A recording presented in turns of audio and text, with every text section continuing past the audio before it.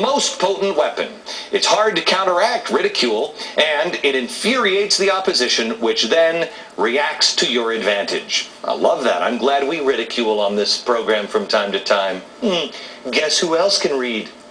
Rule 12. Pick a target, freeze it, personalize it, and polarize it. Gee, it sounds almost like what they're doing now. Cut off the support network and isolate the target from sympathy.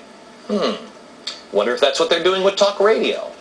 Go after people and not institutions, because people hurt faster than institutions. Does this sound familiar? Well, I haven't heard anybody talk about what's in the bill lately. I haven't heard it. Since their rules are for radicals, let me give you a little germ of hope. As long as no one plays into their hands. Remember, the radicals poke, poke, poke, poke, poke. They want you to react. They're setting you up. Don't do it. They're radicals. They're not rulers. They only know how to destroy, not to build. The truth and common sense, they don't understand. You do. Those two things are on your side. In the end, you win. Because I think it was that other radical who said, the truth shall set you free. Here's Fox News contributor Karl Rove. He's also the former senior advisor to that evil, wicked George W. Bush. How are Karl always looks at me like, did you really mean the evil, wicked? That? I don't know. I thought I was the wicked evil. You know, I have to, oh, yeah, that's right. You were Darth Vader. That's yeah, right. Exactly. You know, I have to tell you. No. I wasn't Darth Vader. I was Obi-Wan. I was the Sith Lord. Cheney's Darth Vader. Cheney's Darth Vader. That's right. Who was the one that would say, that never happened? You'll let us pass. No, that's Obi-Wan. No, I know, but who in the administration was the one that had the mind control? I don't know. Ari Fleischer. Really? Could have been. I don't know. Okay. To me, I look at these stories that are happening in the news, and I see these congressmen, and I don't know what they're telling themselves, but I think that the situation that we're in now, correct me if I'm wrong, you know strategy and politics in Washington better than anybody, I think they're having to make a decision.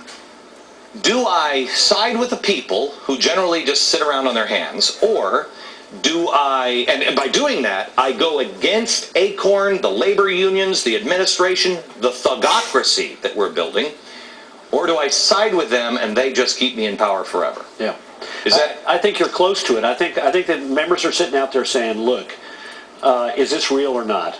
Because if I'm a senator from a red state that went for John McCain, or I'm one of the 49 Democrat congressmen whose districts were carried by John McCain, or 62 congressmen whose districts were carried by Bush or McCain, and I'm a Democrat, I'm sitting there saying, is this real or not? How are you so far away from it that you wouldn't know that? You're a member of Congress, and remember, they live inside a weird bubble, particularly in July. June and July, before they go out on an August break, it's sort of like being in a locker room. The team gets together for caucus meetings, and they're trying to get big things done, and the White House is bringing them down. We're going to get health care by the end of July.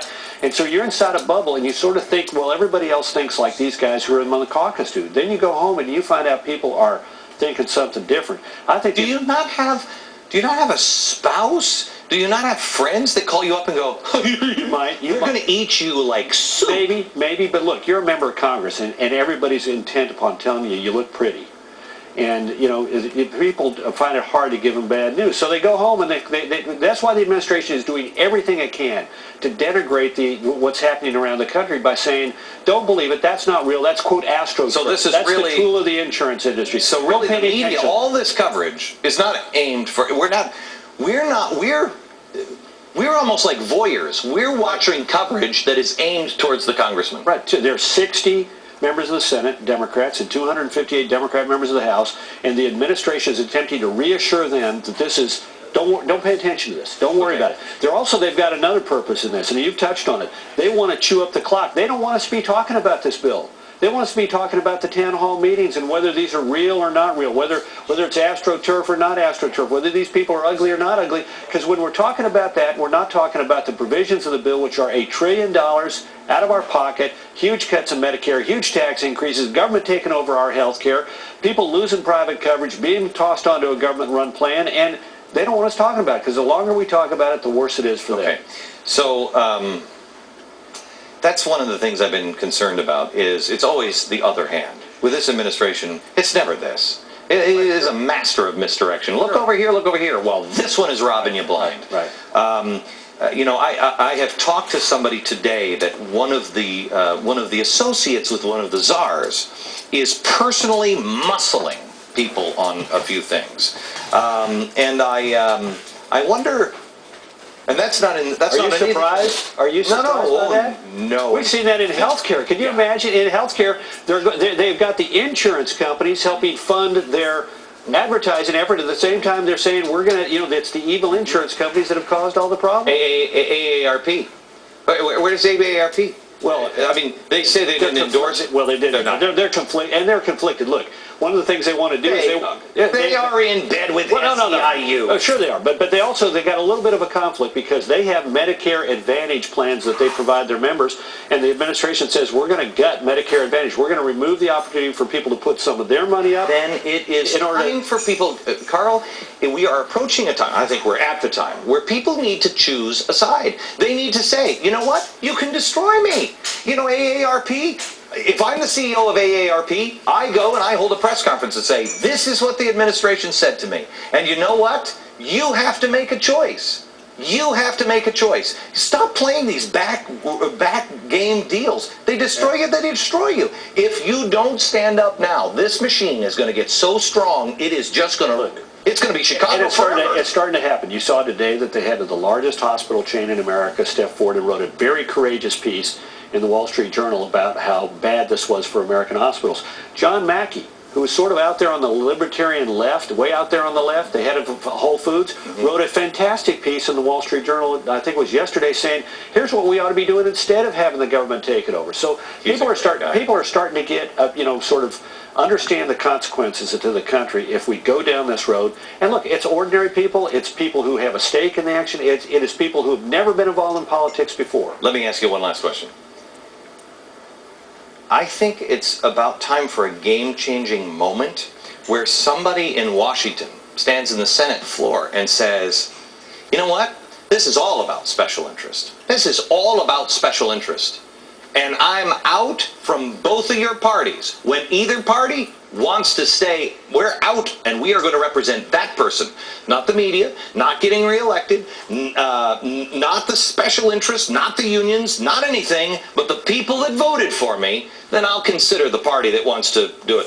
But I think there needs to be a game-changing moment. I think there needs to be a moment of, like Sarah Palin, where you stand up and say, enough is enough. Well, look, I think we've got it. I don't think we need to go have somebody stand up on the floor of the Senate and say, I'm going to be the one independent I think there needs to be somebody. Mr. Smith, have you watched Mr. Smith Goes to Washington? One of my favorite movies. Okay, I just watched it this weekend. Fabulous movie. Mr. Smith Goes to Washington. Somebody has that moment, they will change the dynamics. You know what? We've got that moment. And there are tens of thousands of Mr. and Mrs. Smiths having that moment, showing up at these town hall meetings and making their voices heard. I agree with that. That was the world of the 1930s. This is the world of 2000. There's no leader for that movement. Maybe it's Sarah Palin. No, I don't. Look, we can't just depend on one leader. We need lots of different leaders. We got good people. I mean, you got Congressman Ryan, Congressman Nunez, Senator Coburn, Senator Burr, all these people who are coming forward with positive ideas and making their voices heard in the healthcare debate, and I think they're doing a great job. Okay, Carl, as always, good to see you. All right, closer look into the White House today. Oh, I hope this doesn't cause trouble. Rahm Emanuel, Chicago-style politics, and the White House. Next.